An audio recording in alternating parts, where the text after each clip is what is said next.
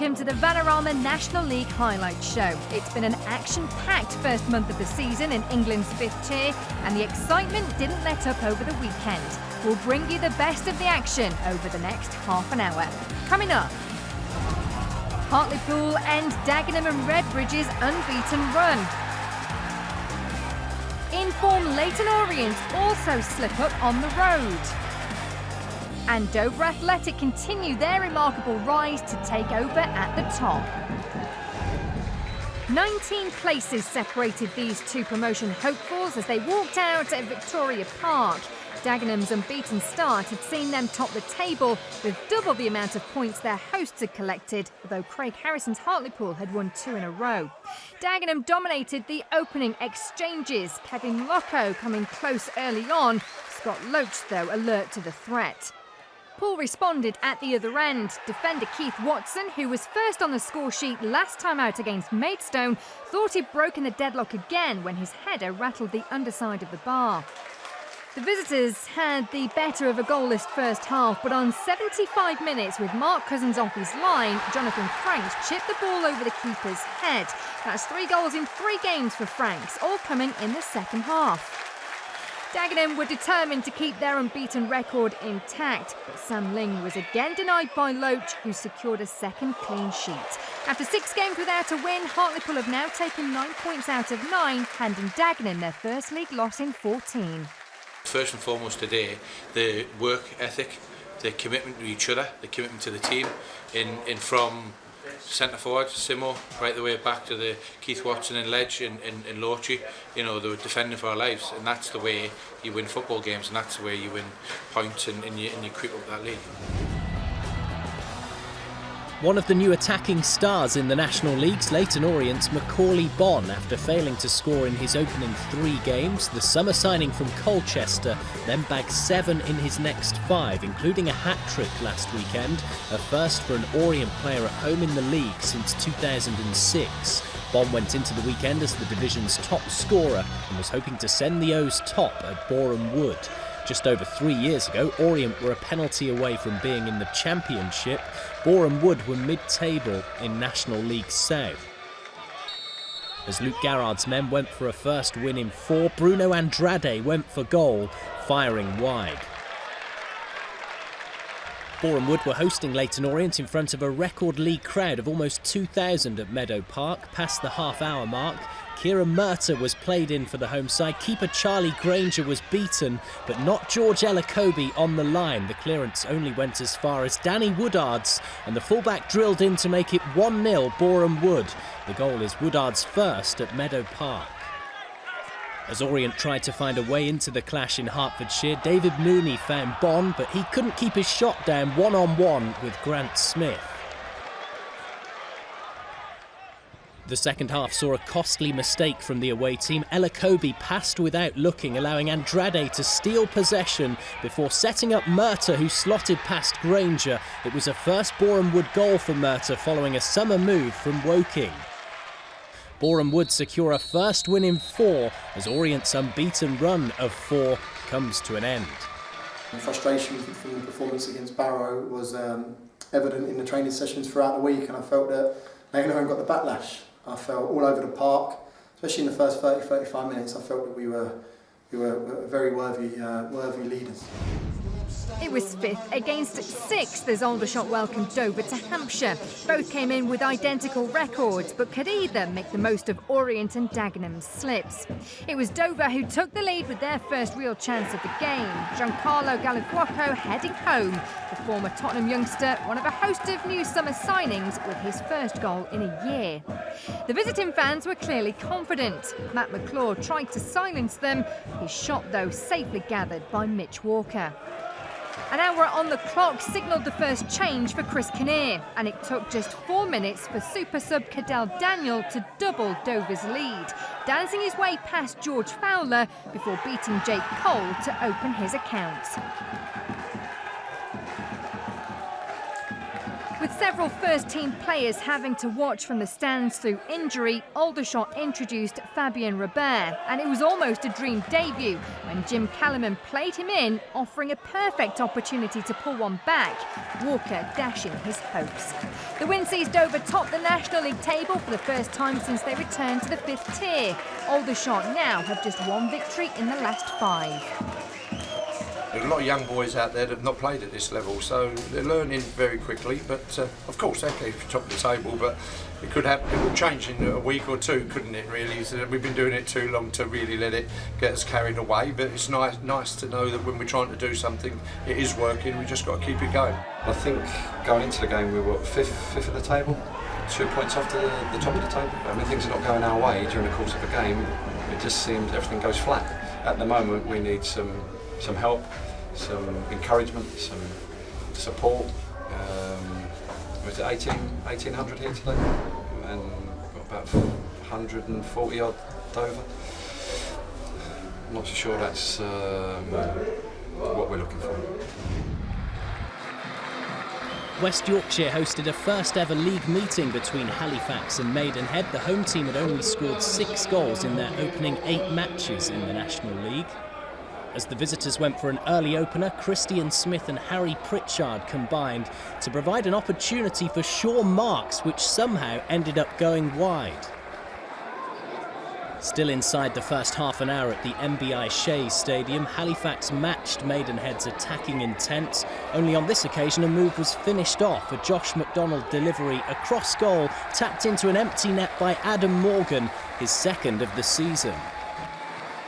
Halifax had control of possession during the second half, and dominance soon translated into a greater lead. Matt Coslow, who was back after suspension, went for goal, his shot deflecting over Remy Clarima and looping over Carl Pentney, 2-0 to Billy Heath's men. Just over 10 minutes later, Clarima in the Maidenhead defence was once again left feeling frustrated by Coslow as the Halifax fans' favourite delivered a superb individual goal. The former Stockport man is now on 3 for the season in England's 5th tier.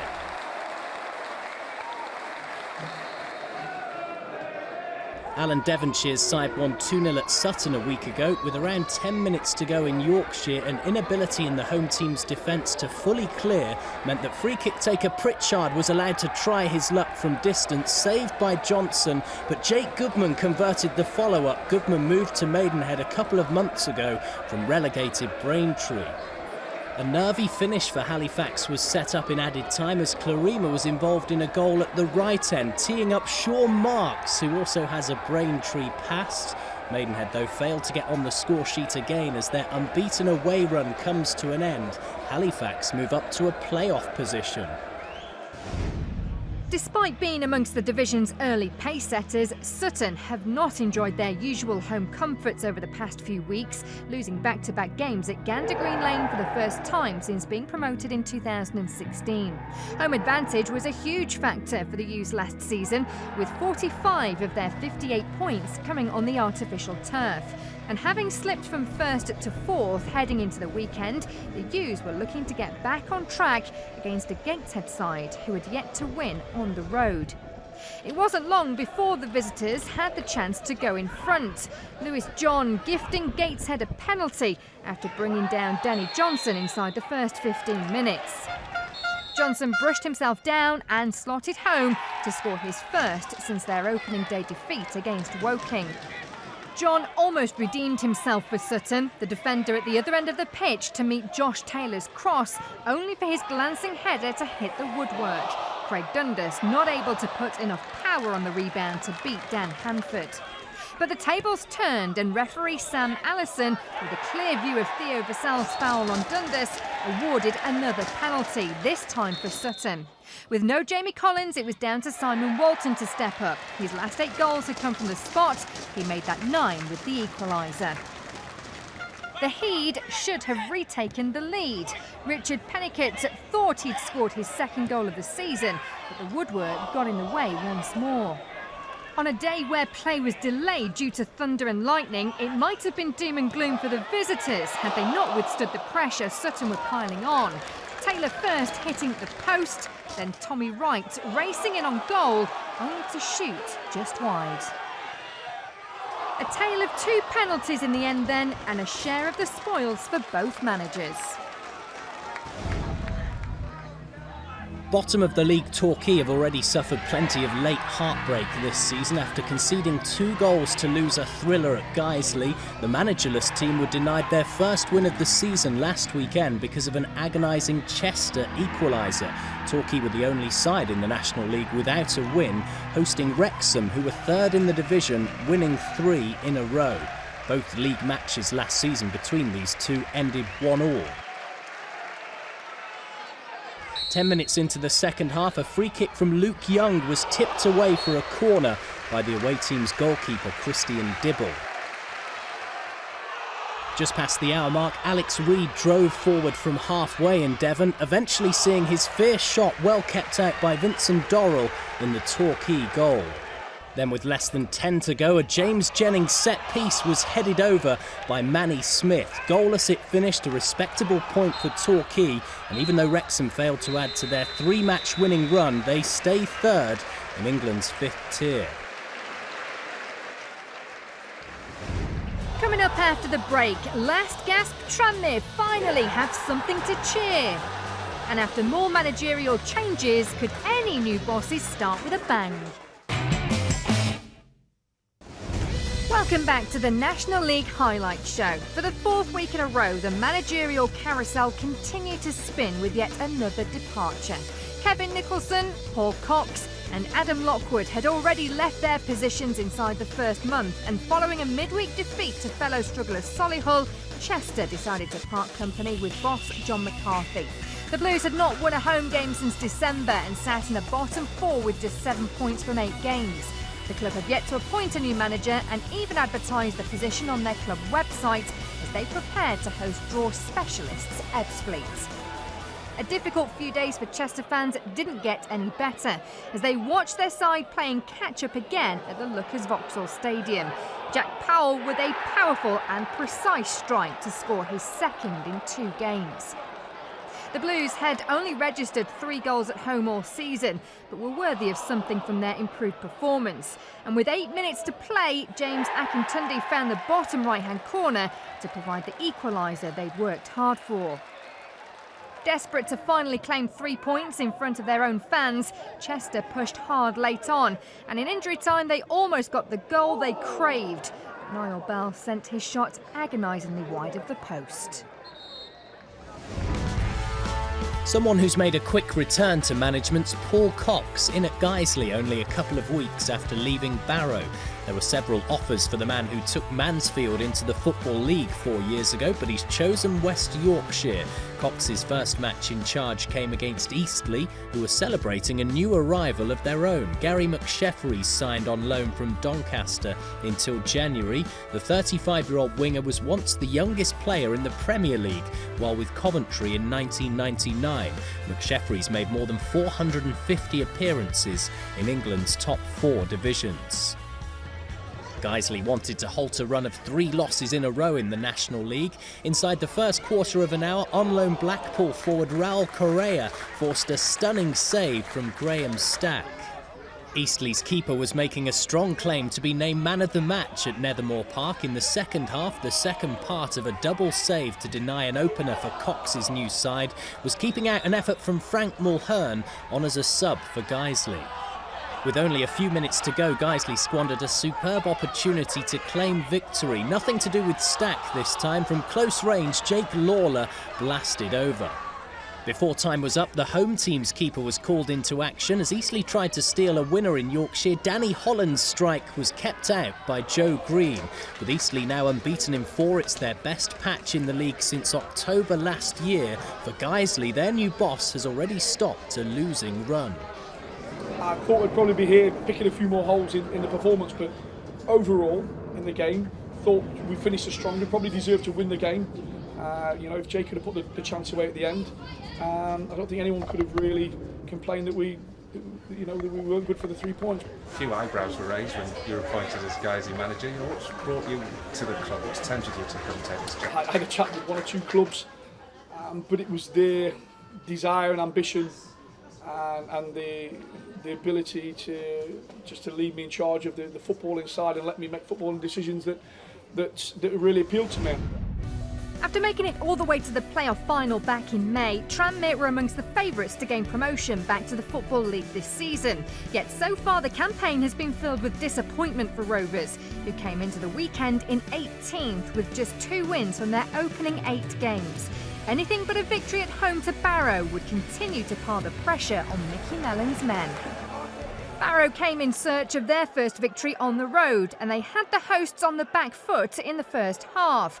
Adi Youssef lifting the ball over Scott Davis, but Richie Sutton produced some heroics on the line. The Bluebirds were convinced they'd made the breakthrough when Byron Harrison headed in a long throw to celebrate what he thought was his first goal this campaign, only for it to be chalked off for a foul on the Rovers keeper.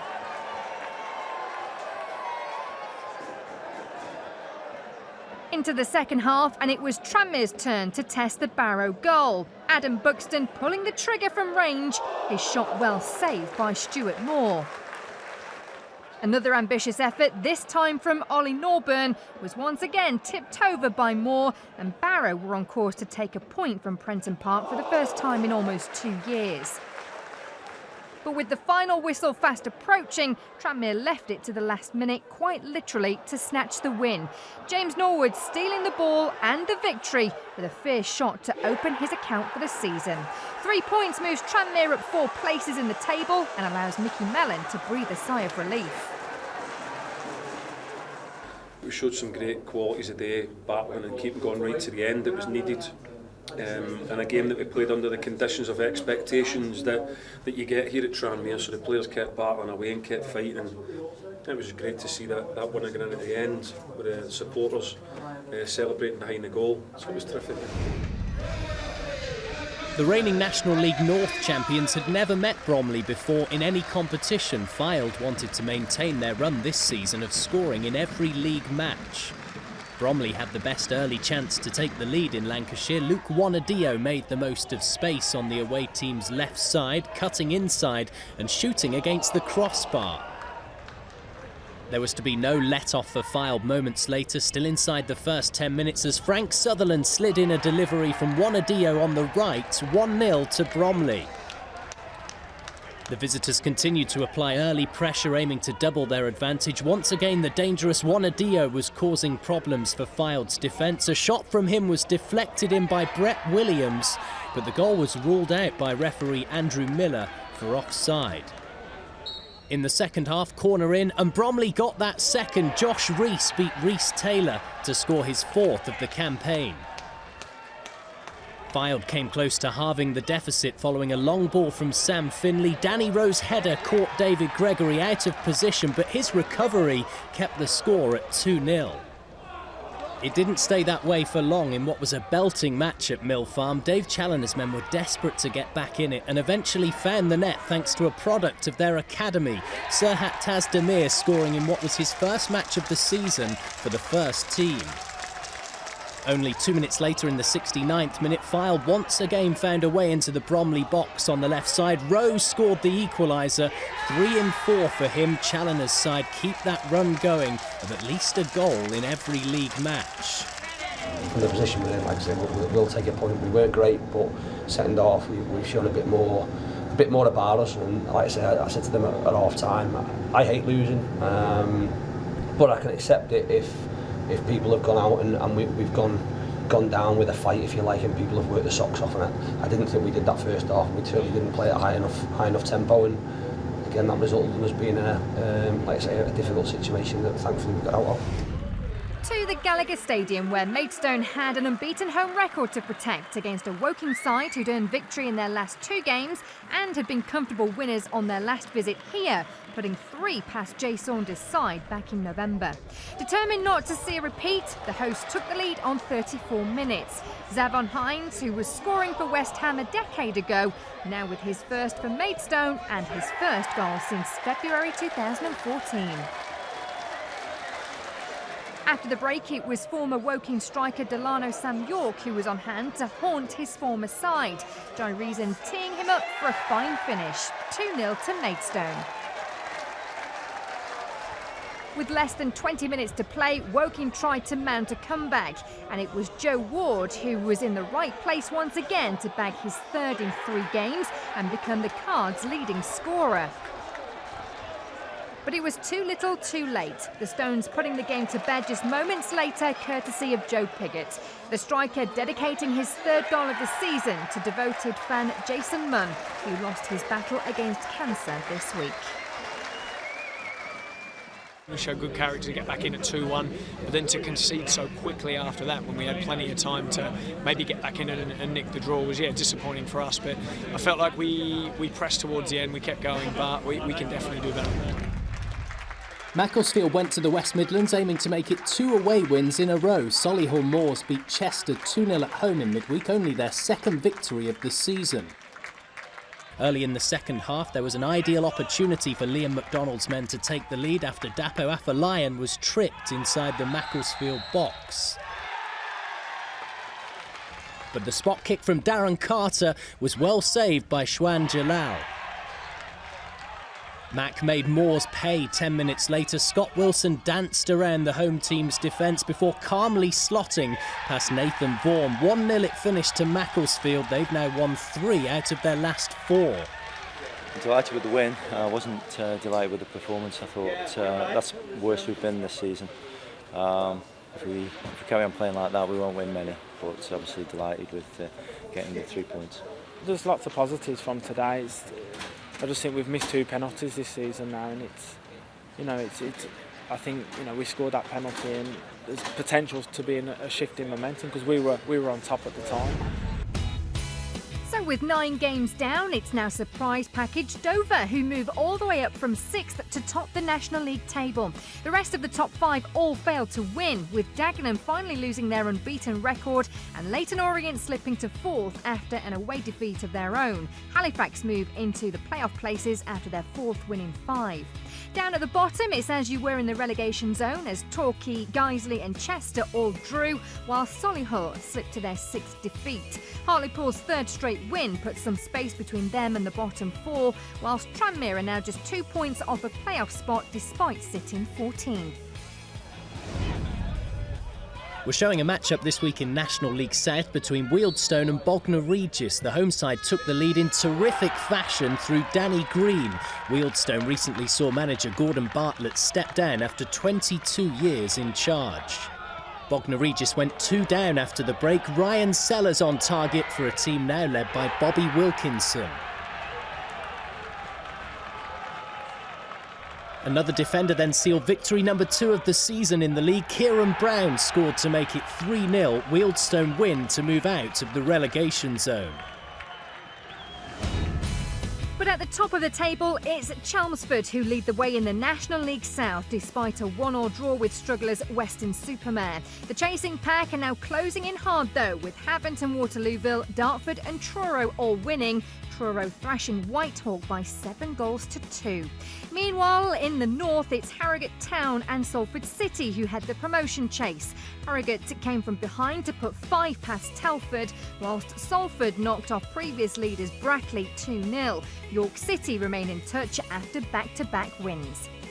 BT Sports live coverage of the Vanarama National League returns on Saturday as promotion hopefuls Leyton Orient look to return to winning ways against a resurgent Hartlepool United, who are hoping to make it 4 wins in a row. We're live from the Matchroom Stadium at midday on BT Sport 1 and on our 4K UHD channel. We leave you with our new league leaders Dover Athletic, who continue to exceed expectations, backing up last week's triumph at Tranmere with another fine victory on the road. We'll see you next time.